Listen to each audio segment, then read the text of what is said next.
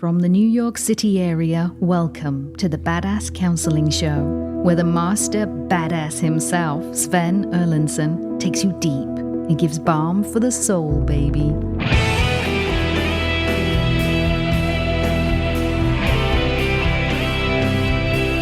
Hello, greetings to the Badass Counseling Show. It's great to have you here.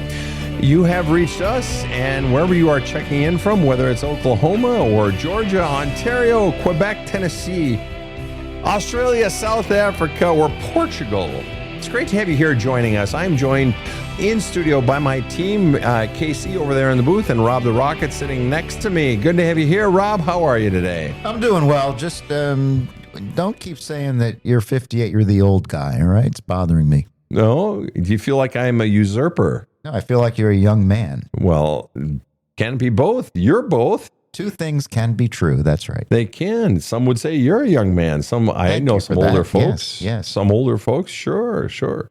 All right. And so what do you think of today's show, Rob? What do you think we should do? I don't know. Maybe we should take some questions. All right. Let's do that. Laura Young asked a question. First question of the day. Are these questions private to this group? No, we are literally live across the world right now. We are live on Facebook, on TikTok, and on YouTube, and this is a taping of a podcast show. So this is literally a very public show. However, if you want to put up your question again, I will change the name to something that I make up because I'm very clever that way, and no one will ever know it's you. All right, next question. That counts as a question, people. All right. It's just like when somebody says, can I ask you a question? You say, you just did. There went your question. All right. Next question. All right. Christian Ramirez says, do you give relationship advice? Yes. All right. Next question. I've got 2 questions down, folks. It's a great day. I feel smart. All right. Here we go. Christian Ramirez then asks, I've been dating my girl, first ever partner. After getting my life settled, I feel I want freedom and independence, even though she's perfect. Okay, my first question to you is, or my first thing I want to say is, so awesome. You want freedom and independence, even though she's perfect. So walk away. Nothing wrong with that. There's nothing wrong with walking away from a relationship as long as you do it kindly and you be honest with the person and you don't do no fuckery. Don't mess with them. Just be very kind and be very honest and walk away. But the question I would want to ask you is, you want your freedom and your independence, but that's just a way of saying, I want to end the relationship. You don't really say why you want to end the relationship. She's not perfect. No person is perfect. I realize you're, being kind and saying that, but what's the real reason? Is it because I've been dating my girl, first ever partner? It sounds like potentially you want another partner. After getting your life settled, it feels good to date. Maybe you want to do it again, date someone else. Nothing wrong with that. As long as you're honest and not engaging in any sort of fuckery, there's nothing wrong with wanting to move on. Just be honest. The other question I would ask you is, if there were any sort of fear at all, if there were a fear operating in this equation, Christian, of you wanting to end this relationship. And again, there's nothing wrong with ending a relationship. There's no crime in ending a relationship as long as it's done kindly, right? And honestly. But if there were fear operating, what is your fear? Either in ending it or in not ending it. What is your fear? Actually, I would ask you, what's your fear in ending it and what's your fear in not ending it? Or as you're in this relationship, what is your single biggest fear? And those are 3 things you can be journaling about, writing down, and going into, well, why am I afraid of that? And how does that make me feel? This is how we begin to get to know our own selves better. Jill asked the question, why are you standing right now versus sitting? I'm getting all these great questions. They're so easy. 3 down. Honestly, no, this is 4. Because 4 down. Christian had asked the question previously, do you answer questions here? Yes. Okay, I get that. Why am I standing? Because honestly, I like my energy better when I'm standing. When I first started doing this, when I first started doing TikToks, these lives on TikTok, I was just out in the woods, the same place on my property where I record my videos, and I was doing them out there. And I don't know, I just started doing them. And then once we started doing the podcast, I was always sitting, and it just sort of changed my vibe. And I missed my old vibe. So recently, Rob is in charge of the studio. It's his studio. And I said, Rob, is it possible? He says, fuck yeah, it's possible. Let's make it happen. And he made it happen. And so I get to stand. And so for our counseling shows, I sit. But for the lightning rounds, I stand. All right. Here we go. Kelly Venegas actually over on Facebook asked a question for Christian over on TikTok in response to Christian's question saying, is this some fuckery on his part? And that, Kelly, is precisely why I said, as long as you're not engaging in fuckery. In other words, if you are getting out honestly and you're getting out kindly, then there's no fuckery. As long as you're not hurting the other person, you have every right to end a relationship. There's no shame in that. And that was actually a mind blower for me back when I was in my 30s. My second wife, she would go on to be my second wife. She said, Sven, if you want to end the relationship, that's okay. Just do me the courtesy of telling me and not cheating on me first. I ended up ending a relationship because she didn't tell me before she had an affair with the guy who sang at our wedding. All right, next question. Rob's got one over there on YouTube. Go ahead, Rob. Read the question to me. Question from Anime Bruce. Sven, I have the book and do the journaling. I'm a fixer, though. When I can't fix an issue, then I keep looping around to the beginning again. How do I accept the things I cannot change without looping? Well, the question is, what do you fear? What is the fear that causes you to keep looping back in and trying to fix it and trying to fix it? What is it you fear? First of all, what's the fear? That if I don't fix it, then what? What do all the things that you can't fix? What is the fear running through all of them if I don't fix them? Second of all, what would it feel like? What does it feel like when you're not able to fix it and you're looping back around? What's the feeling going on inside of you? And then what's the message that it sends to you about you when you're not fixing it? I'm a bad person. I'm stupid. I'm an idiot. I'm not good enough. I'm not lovable. And is the fear that you're feeling when you're not fixing it that I'm not lovable? Someone might leave me. This shows I'm not good enough. And then you've got to ask yourself, where the fuck did that message fucking come from? Who taught me to believe that if I don't fix everything in the world, everything that crosses my path, who taught me that I'm unlovable or I'm not good enough? Because it came from somewhere. This behavior of looping back is ultimately driven by fear. Fear of future pain. That if you don't fix it, you're not good enough. And I mean, the obvious answer that you're aware of is obviously you can't fix every single problem in the world. So you're already putting down, letting go of certain things. So what is it that allows you to let go of certain things? I mean, you haven't cured cancer yet, right? I assume. We don't have world peace, so you haven't solved that one yet. We still have hungry people in the world. You haven't solved that one yet. So I'm just curious, and I know that sounds facetious, but how is it you're able to let those go? You haven't solved, homelessness in your city. Okay, so how is it that you're able to let those go? So start on the almost silly and then begin to whittle it down. Well, what is it about those that I can let go? And for as silly as those may be, they may be instructive, but especially those questions I've already asked you. All right, next question. All right. A cool idea says, how's this Carly the Studio Cat doing? Go on over to YouTube. You guys can see Carly the Studio Cat. You have a better angle of the studio. She is perched right near Rob's mixing board and doing just fine. All right. Mandy Arsberger says everyone should be required to buy There's a Hole in My Love Cup. You changed my life, Sven, with that book. Thank you. And if you haven't got it, we've got it on audiobook, ebook, and paperback, and there is a workbook for it. All of it's available on the website, badasscounseling.com. The audiobook is only available there. It is not on Audible. I took it off of Audible. And yeah, that's that. Also, my book, Badass Wisdom. So that you are aware, I have a book coming out on cheating. And how interesting. I've got a question right here from Eric, the Gremlin Cook. And Eric Gremlin Cook on TikTok says, have you cheated? Yes. And this is what makes my book on cheating different from any other book you're ever going to read. Guaranteed. I have 30 plus years counseling experience. I've counseled literally thousands, tens of thousands of people not just in my counseling practice, but followers, people who write in. I'll get about 1,000 people writing in every single week. Voicemails, direct messages, comments, texts, you name it. All right. I try to get some. I can't get to all of them. On top of my normal client loads, on top of friends, on top of family, acquaintances, shit like that.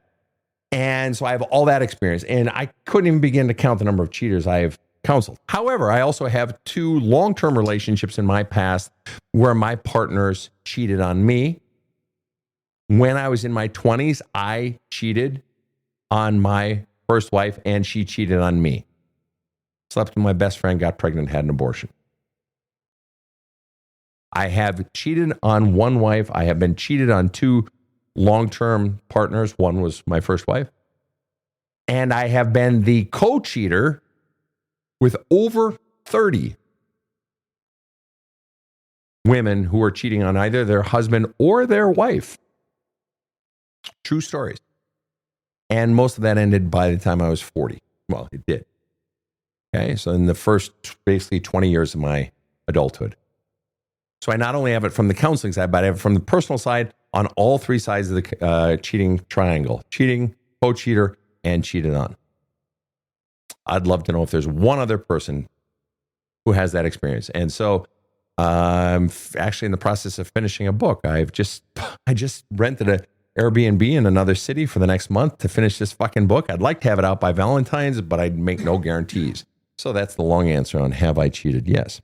All right. Next question. Joe Freiberg, or Freiberg, if you go with the authentic German pronunciation, it's EI, so it'd be Freiberg. But there are some other iterations where it'd be Freiberg. Anyway, Joe Freiberg says, we dated 5 years, broke up 4 times. Is it time to end it? Well, the mere fact that you haven't ended it says you obviously still feel very connected to this person, Joe. And yet, the fact that you've been together 5 years, broke up 4 times, and you're asking, should we end it? A part of you thinks you should end it. So obviously you have mixed feelings, right? In all honesty, Joe, you guys are fucked not insofar as it's going to end in destruction, but you're fucked insofar as you're caught in this loop. Just like the fellow over on YouTube who was asking about this loop of always needing to fix it and loop back and try to fix something you can't fix. That's what you guys are in. You're in the exact same loop as him. In fact, we should hook you up and he can come and fix your relationship. All right. I'm kidding about that part. Problem is this.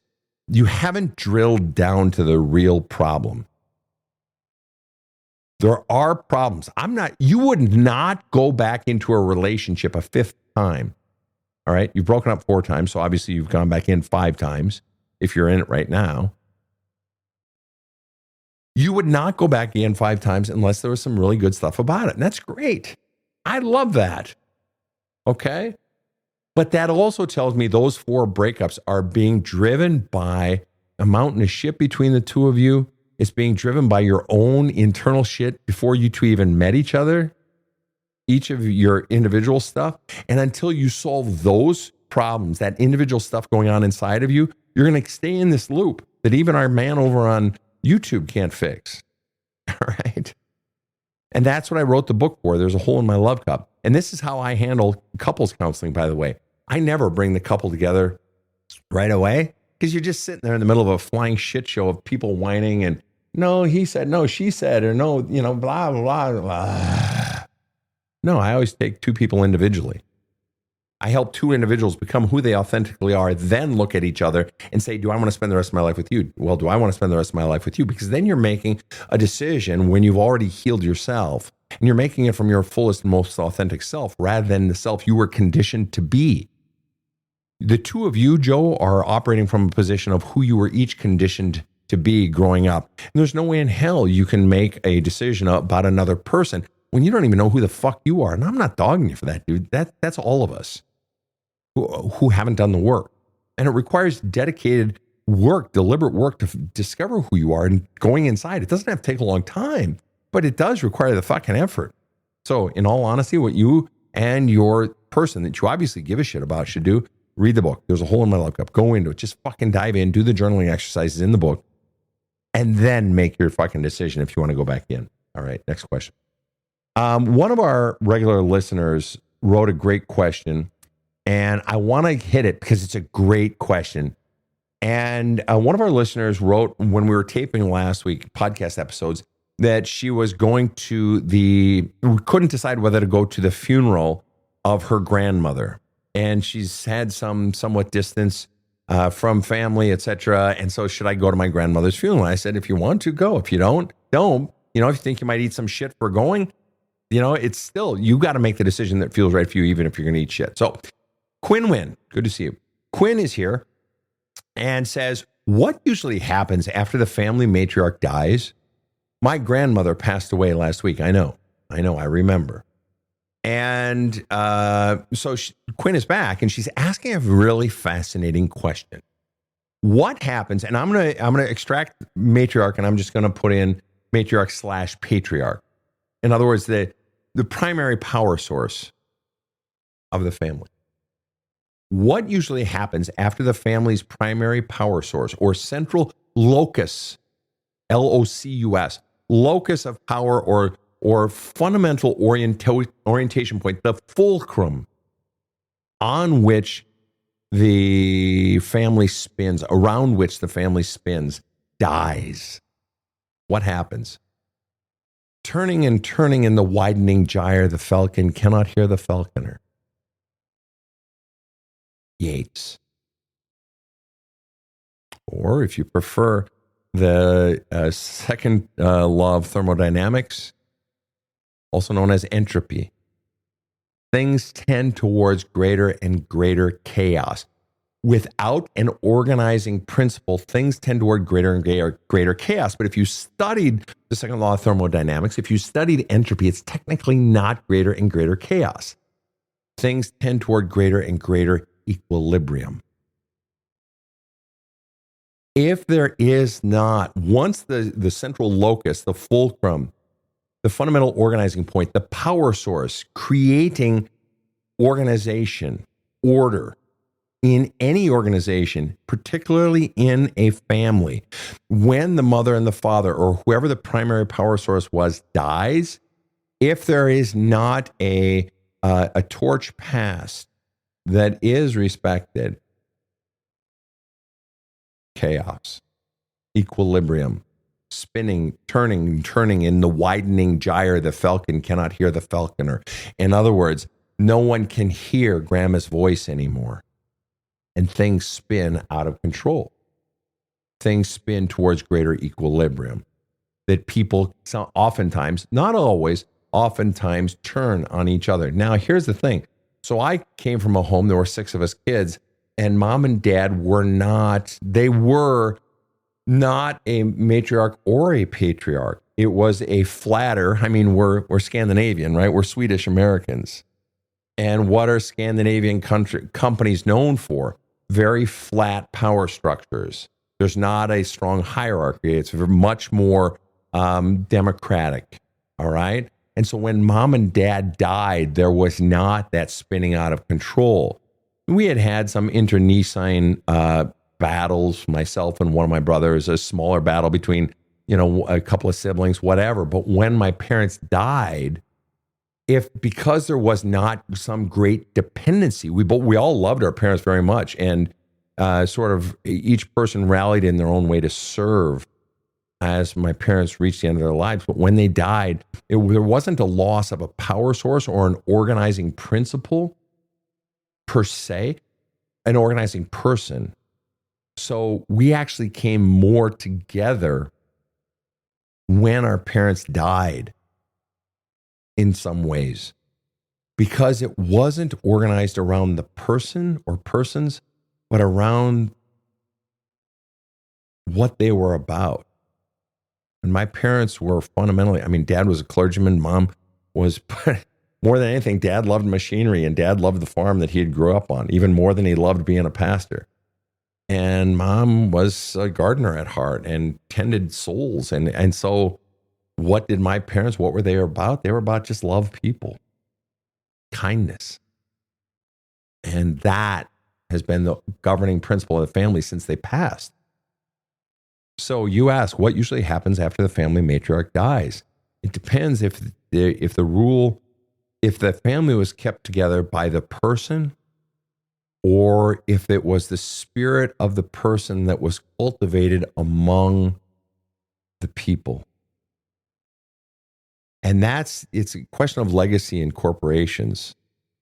Is the CEO thinking about legacy, that as they're reaching the end, not just of who I'm going to hand it on to, but are my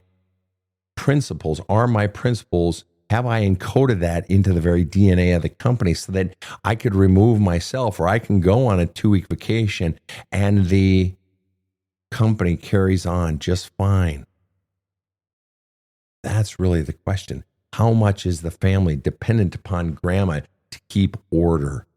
Or do the principles of love and respect keep the order quite apart from whether or not the person is there? The other part of that Yates quote, of course, is the center cannot hold. And if the center is gone, well, there you go. That's it. The center cannot hold. Anarchy is loosed upon the world, and a beast, half a lion, whatever, lopes towards Bethlehem.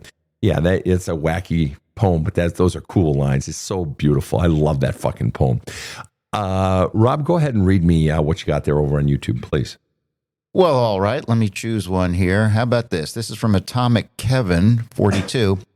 I feel I'm at a crossroads. I'm scared to be authentic. I don't have the courage to do it. I'm being a bitch of a loser. I'm tearing up as I write this, but I need advice. Okay, Kevin, first of all, you clearly have a gift.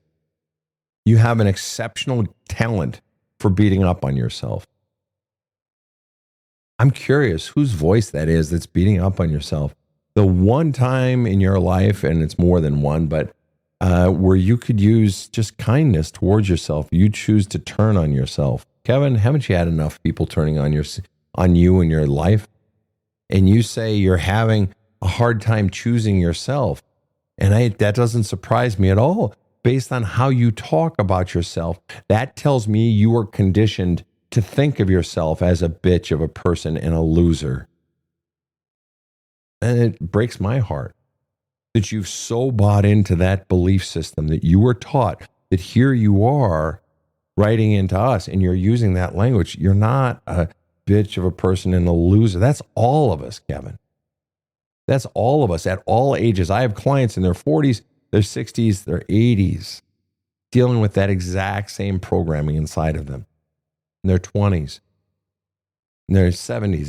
This is all of us, Kevin. This is literally all of us. I have clients who are extraordinarily wealthy, extraordinarily successful. I have clients I spent 2.5 years living among and working with the homeless of Oakland, California, literally sleeping on concrete every single night. Exact same issue. The most to the least, exact same issue. That fear of expressing our authentic self, telling the ones we love, I am weak around you. I am afraid. This is who I am. And you having the courage to admit it is one thing. You beating up on yourself is unnecessary.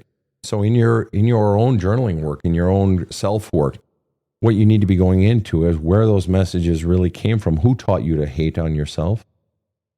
Even go into that. What percent do you hate yourself? How long have you hated yourself? What percent did you hate yourself when you hated yourself the max? Or if you prefer self-loathing, fine. But have you ever hated yourself? And when it was the most, what percent was it? What age? What age were you? What was the earliest you ever hated yourself? And what percent? Who taught you to hate yourself at that age? All of these questions. Begin to get all of that out, but don't beat up on yourself anymore, Kevin. It doesn't help anything. All right, we're going to take a quick break and we will be right back. You've heard Sven talk a lot about his book, There's a Hole in My Love Cup. And that's because Sven hears from his followers a lot about how much the book has helped them. If you're not sure how to handle the issues getting in the way of a better life, you're not alone. And you have a lot of choices. But thousands of readers will tell you that this is a great place to start, by yourself and at your own pace. So go to badasscounseling.com and order There's a Hole in My Love Cup, and you'll have Sven right there with you as you forge your best future. It's totally badass. So get started today. This show provides soul counseling intended to entertain and inform and is not medical advice.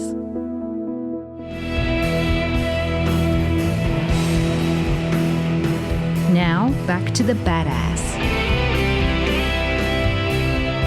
And we are back with the Badass Counseling Show. All right. I've got Dan Henry here on Facebook saying, I sure wish greed didn't be the forefront of most families, but alas, greed sure leads for a lot of people. That is indeed true, Dan. It does. And how very often we allow our own greed to supersede, let's say, even our own children's needs. And we'll say, I'm doing it in the best interest of the kids.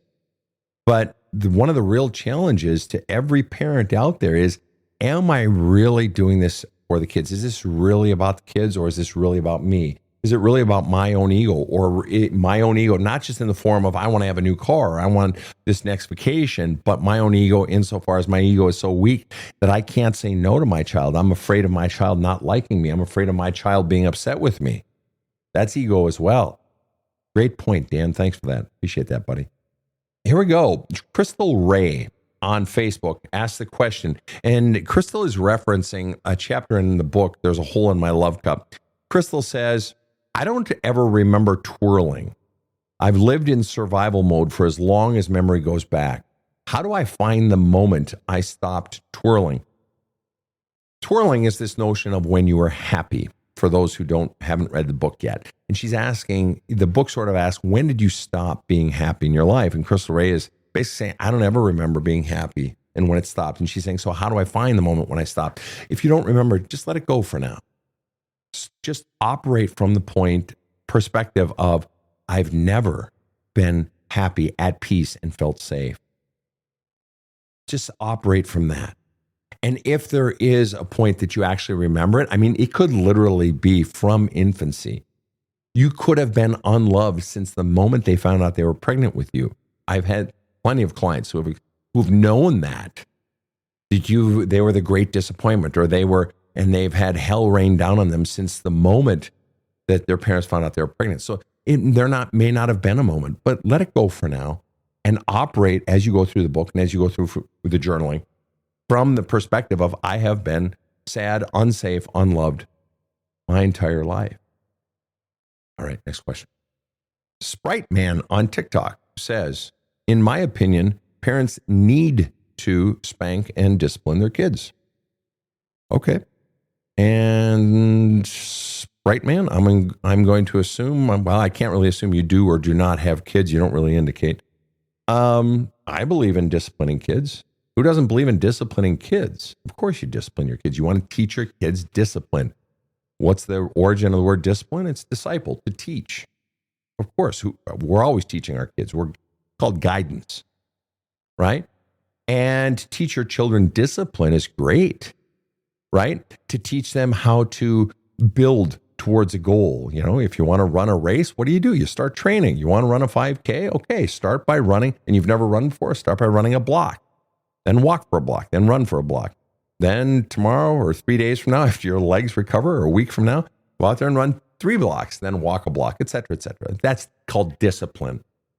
That's what studying is. When we learn to study in school, et cetera, you're learning discipline. So I'm all for discipline with your kids, or having consequences, to actions. I'm all for that. But the real question is this. There's a thing called, we've all heard eye for an eye, tooth for a tooth. It's called the law of proportionate response. I'm sure you're familiar with it. I'm sure you're an intelligent guy, Sprite Man. It's called the law of proportionate response. Okay. So let's just say when my daughter, who was the younger of my 2 children, was, let's just say 3, and her brother is 6. And let's just say they're putting together a puzzle on the floor of my house on Minnehaha Parkway down in South Minneapolis back then. And let's say she gets frustrated and she hits her brother. Now, she wasn't to hit her, but I'm just making up a hypothetical. And in those situations, what I would then say to my daughter in a very calm voice, I'm talking to a 3-year-old, is, let's say I'm sitting on the sofa and whatever, and I say, sweetheart, we don't hit in this house. Please go upstairs and take a time out. And I could say it in that tone. And knowing children, and at this point, at 3 years old, even with my son at 6, I've not had to raise my voice. Do you want to know why? Because I'm disciplined in my parenting. I'm disciplined. Well, what does that mean? That means every time one of the house rules are broken, I catch it. And I just address it in a small way. That also means when my children have needs, I sit and I listen. That also means when my children are hurting, I listen. I'm disciplined in my delivery of love. I'm disciplined in my delivery of consequences. I don't have to raise my voice to a 3-year-old. What in the law of proportionate response? Now you'll recall, I'm sure you know, Sprite Man, in the law of proportionate response, it was instituted. That law became when countries began to be ruled by laws instead of just the flippancy of a king. A king could say, wait, you accidentally broke the leg of my goat? Well, I'm going to go and I'm going to steal your daughter and I'm going to have your son killed because you broke my goat's leg. The king could do whatever they wanted. They had the ultimate power. But then they instituted this thing called the law of proportionate response where, oh, you take my eye, I get to take your eye. But there were still exceptions for kings. Well, then they created countries where the law ruled the land, even if you were the king, right? Or even if you were the president. Okay, things like that. And I'm not going to get political right now. Let's not go down that. But the point is, in a law of proportionate response, with a 3-year-old, you don't have to yell with a 3-year-old. You don't even have to raise your voice with a 3-year-old. That a parent who is truly disciplined, who has truly mastered their own self, flushed all of their own pain out and all of their anxieties out, who's taken 10 minutes on their drive home from work to just stop and calm the fuck down. Maybe even do a little journaling. So that when they walk in at night, they're present to their kids or they're present to their spouse or both. All right? They're self-disciplined. All right? So your disciplining or your consequences for your kids come from a place of self-discipline. So then with my daughter, she goes up to her room and guess what? She hasn't even stood up from the floor. She's already crying. Why is she crying? Because the human animal naturally feels guilt when it knows it has hurt another person. The only times when we don't feel that guilt is when we have shut down our own natural feelings. What causes people to shut down feelings? Pain. When they've been so wounded by people in their past that they shut down their own feelings and they become callous to the feelings of others. So my daughter is already crying, which is good. She is feeling. This is called contrition. She is contrite. She has been humbled by the pain that she has caused her brother. Now she goes up to her room. Now this is the real punishment. I don't have to hit her. I don't have to yell at her. Why? The real punishment is the separation from the group. Think about it. There are few things that hurt more than to be separate from the people we love. We had someone on our last show say, my lover goes out drinking with his buddies or goes out drinking at all and doesn't invite me and then doesn't communicate with me when he's out. Disconnection from the one I love. We had someone on a counseling episode earlier in the day saying, my mother has dismissed me my whole life. Dismiss. What is dis? Away. What is miss? To send. She has sent me away. She has pushed me away. Disconnection. It hurts to be disconnected. You want to be part of the people you love. So by my simply asking my daughter, please go upstairs, not even asking, please go upstairs. We don't hit in this family. All right? And she goes upstairs. Now, do I have the ability to rage on my daughter? I'm a 6'4" man, former competitive record-setting powerlifter, Division I athlete, NCAA strength coach. Oh, yeah, I could rage on a 3-year-old child. But what kind of pathetic piece of shit man am I if I got to fucking yell at or fucking beat up on a little girl, even a little boy? I don't know about your playgrounds, but the playgrounds I grew up on, you pick on someone smaller than you, that's a mark of a small man. So anyway, then I go up to my daughter's bedroom after she's been up there for 4 or 5 minutes. It's all it takes. And I sit down with her and, I hold her and let her cry her eyes out. Get it out. It's okay. Get it out. Get it out. All right, let's talk. Well, what happened? He this, I that, blah, blah, blah. And then you hit your brother. And is that okay? No, it's not, Papa. No, it's not. Exactly. Do you believe that your brother still loves you? Yes. you believe that I still love you? Absolutely. And I do, sweetheart. But we don't hit in this house. I know. I'm sorry, Papa. You didn't hurt me. You hurt your brother. What do you need to do? I need to go talk to my brother. That's right. And she'll go down. She got all of her pain out. She was contrite. She did her penance. And she's about to receive absolution from her brother. There we go.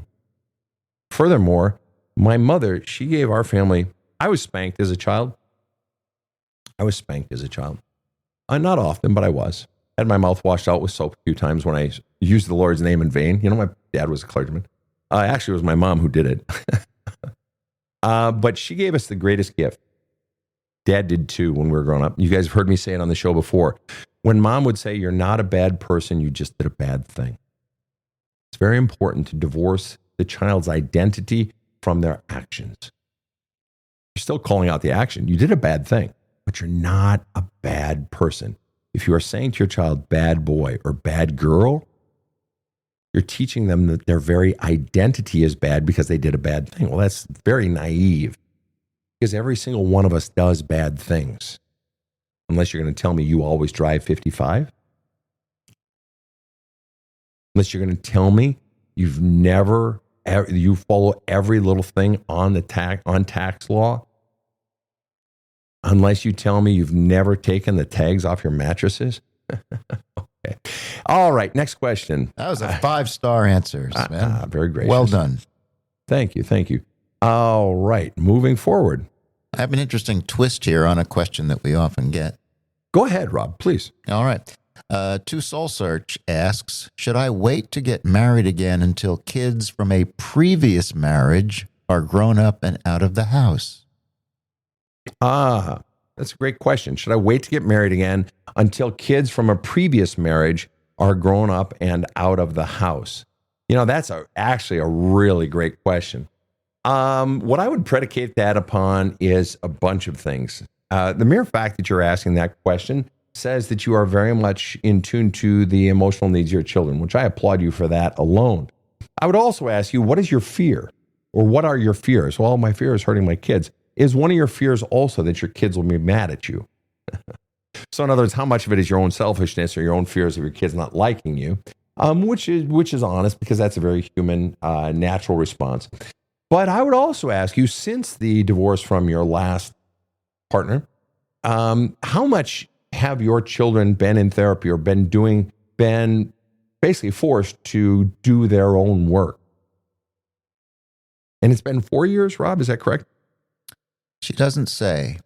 Yeah, it depends on what that period of time is. It depends on how much of that work they have been doing with their therapist.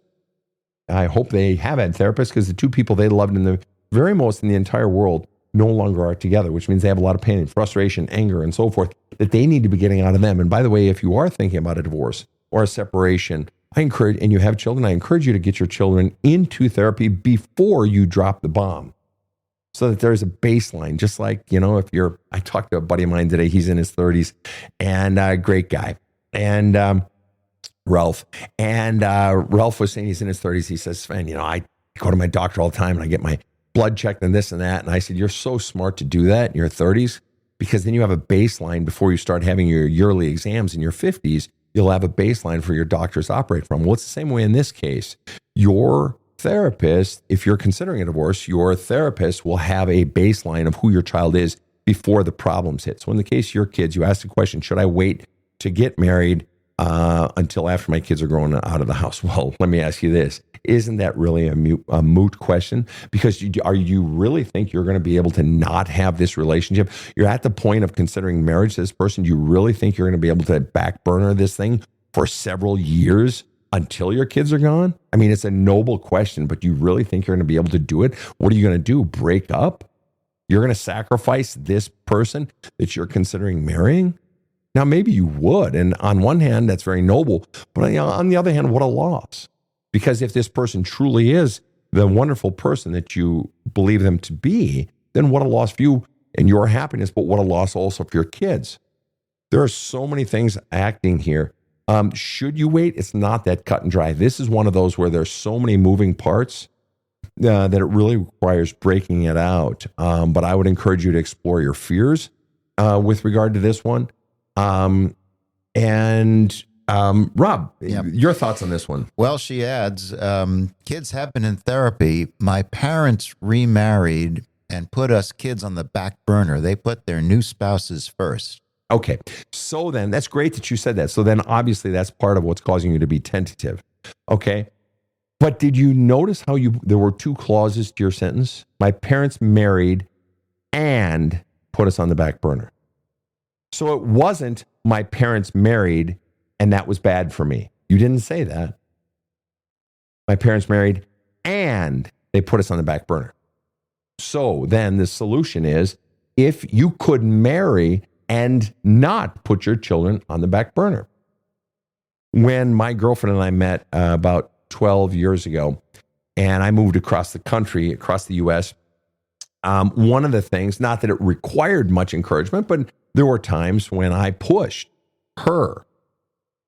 And most of the time it didn't require pushing because she was quite deliberate. But there were times when I pushed her, and I actually came up with ideas for one of her daughters was still living at home. And I pushed. I said, Wednesday night is you guys' date night. And I actually found the thing that they ended up falling in love with. They would do, they would go to bingo every Wednesday night in the basement of the Catholic church. But beforehand, they'd go out for sushi because her 14-year-old daughter loved sushi. And then they'd go play bingo with the old ladies in the basement of the Catholic church. And they're not Catholic, but they would go. And they just had the gay old time. They just had the best time. And so I was very, very deliberate about protecting and enforcing my girlfriend's relationship with her children and with her siblings and family. And she reciprocated. And we've continued that over 12 years for that exact reason. So the question would be, are you and your fiance or potential fiance willing to be that deliberate of often and regularly backburnering your own relationship for the furthering of each of your relationships with your kids? And furthermore, if you don't, you're fools. Do you want to know why? Because the unhappiness of your children will grow and it will begin to tear at the fabric of your relationship with your partner. I mean, on a very selfish level, but more importantly, your own children, it will tear at the fabric of their own sense of self. So you're fucked if you don't put your giving of love to them. You exist to pour love into their love cup in terms of your relationship with them. If that is still not front burner, you're fucked, they're fucked, everybody's a fuck. Old McDonald. All right, next question. Several people saying they struggle with the twirling chapter. It's okay. If you don't know when it stopped, then that says your earliest memory is when your happiness and safety stopped. It means it's been there from the beginning, which means you have to face the fact that you have never been safe in literally your entire life. You've never been happy in your entire life. And so the point of the chapter isn't isolating when it happened. The point is facing the realization that I have grown up and lived in a reality my entire life in a war zone of never feeling safe. And the people that I counted on to make me feel warm and embraced and loved and safe have made me feel alone and afraid my entire life. All right, next question. D. Full Denise says, how do you handle disrespect from an adult stepson? You don't. You shut it down. You say, listen, son, I love you. I'm willing to have any conversation you want to have, but I will not be disrespected. And you end it. You treat it the exact same way you would treat it with a friend, with a lover, with anyone. You do not tolerate it. Because the mere fact that he's doing it now says it's been going on and you have allowed this cancer to metastasize, and you are allowing it in all likelihood because you don't want your child to dislike you. You don't want to stand up because you feel like if you stand up or you feel guilt standing up, then maybe they won't like me. Well, the mere fact they're disrespecting you already is treating you as if they don't like you. If you allow this to continue, it will grow. This shit isn't going to magically heal itself. You don't handle disrespect from an adult son. You end it. You stop it, and that requires courage. Go ahead, Rob. Next question. It's been a journaling question from She's Golden 77 on YouTube. Just starting to journal. Should I start with the worst of my feelings in the present or start with childhood? I'm really struggling. Oh, you know what? In all honesty, this is great. A lot of times people do struggle. Well, should I do this or should I do that? And what I say is just start. Start with the stuff in the present. Start with, even, you say, should I start with the hardest stuff in the present or go back to my childhood stuff? I say start in the present, or hell, even start with the easiest stuff in the present. Start with the small stuff. Somebody pissed you off today at the office. Start there. Just start wherever. Start whatever is feeling most strongly inside of you right now, whatever it is. Get it off your chest. Flush it out. Go for that. And if you want to toggle back and forth between the two, your biggest stuff now and your childhood, do that. One of the things you got to understand, one of the most liberating things, piece of advice I got, I want to say it was, it may have been James Hillman, may have been, I don't think it was Joe Campbell, may have been James Hillman, who said, anyway, who said basically follow the trail of breadcrumbs in your own self-work. You know, if you get one chapter into this book and all of a sudden you feel like picking up this other book that's on the other side of your bedstand, then pick up that one and read that until it's like, okay, I'm going to set that one down now. Now I want to do some writing. And you know what? Later tomorrow, I want to start reading that crime book. And I read a couple chapters. Okay, now I want to go back to this other self-help book and just follow your own trail of breadcrumbs. It doesn't have to be fully formulaic. And now I wrote There's a Hole in My Love Cup in a somewhat front to back method, but I also said, you can sort of jump around, and I have people who do jump around. I have people who go through this, probably at least 50% of the people who read this book read it and don't do the journaling exercises the first time. They read it, and then they go back and read it again and do the journaling exercises the second time. Okay. If that's what works for you, would my choice be, you read it and do the journaling exercises as you go? Yeah. But in the end, you got to go with what feels right for you. So my answer to you, something 77, is, just start now with the now or whatever's biggest, or bounce back and forth. But what feels right to you? Try it and feel free to change your mind tomorrow or 2 weeks from now. All right. How many more we have time for, Rob? One good one. One good one. Here's the ending question of the day. And this is a question by an anonymous is the name of the person. It is the person's name, but I'm going to say anonymous. Okay. And the person asked this question: do you journal, Sven? And my answer is bifurcated. And that means there are two answers. It's split. Yes, I do.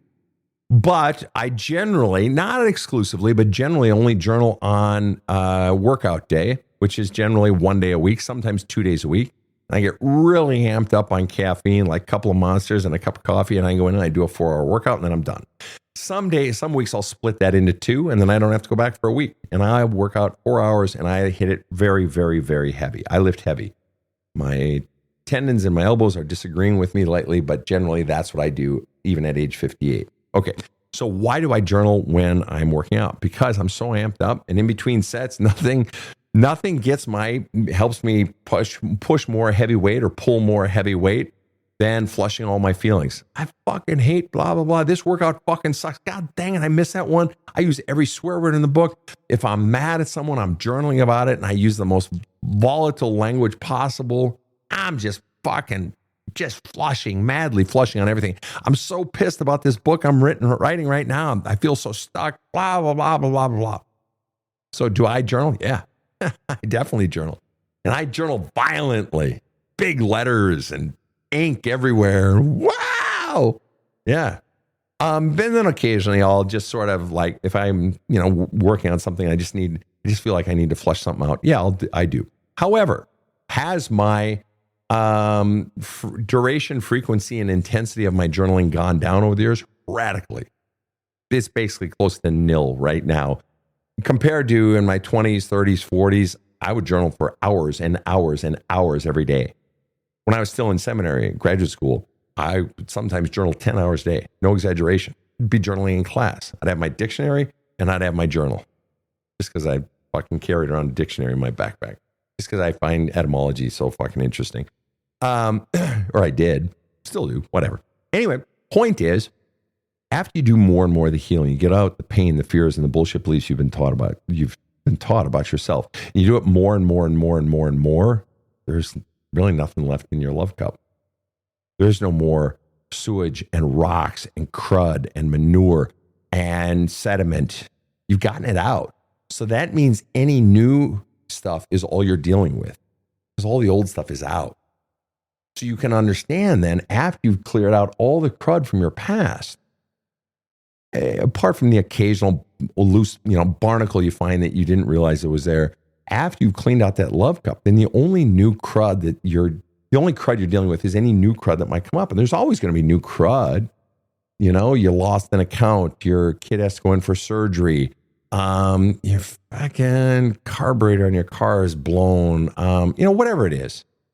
And there's some new stressor, there's some new pain or fear, or whatever it is. I'm 58. I got tendonitis in my elbows. I'm having to deal with that. Well, that brings stress, brings anxiety. I have to cut back my workouts, frustration, blah, blah, blah, blah, blah. Okay. So I journal about that stuff. So I'm constantly just cleaning out an already clean vessel. Some people like to brush their teeth and they have clean, white, perfect teeth. I like to keep my fucking love cup clean. Why? Because I'm happy and bouncy. I'm like, Tigger, bouncy, bouncy, bouncy. So my girlfriend said she's a big Winnie the Pooh fanatic. She says, you're not Tigger. You're not Tigger. And my nephew, he says, you're Owl. Another nephew says, I'm not Owl. What are the other characters? What character? Eeyore, I think, is... No. What character are you, Rob? I wouldn't mind being Eeyore, though. He's lovable. What character are you, Rob? I used to be Eeyore, but I gave that up. Yeah, and so what do you think you are now? I don't know. Maybe Piglet. Oh, Piglet's cute. Thank you very much for that. Yeah. Well, guys, I think once we start talking about the Winnie the Pooh references, we've sort of brought it full circle. I mean, we ended on something beautiful. I mean, it's fucking Winnie the Pooh. What's not to love, right? Pooh Corner. All right. So, fine people, thank you for all your great questions tonight. This has been really great. I feel like we've covered some really interesting ground. Anything else we should be telling folks? Right. They want to be on a counseling show, to write into production at badasscounseling.com. That's right. That's right. You can be on the show, and everyone that comes on the show is anonymous. We change your name, and your identity is private if you want. And write into production at badasscounseling.com with a 225-page write-up, or 225 sentence, a 225 word, there it is. There we go. Write-up of whatever it is you are struggling with.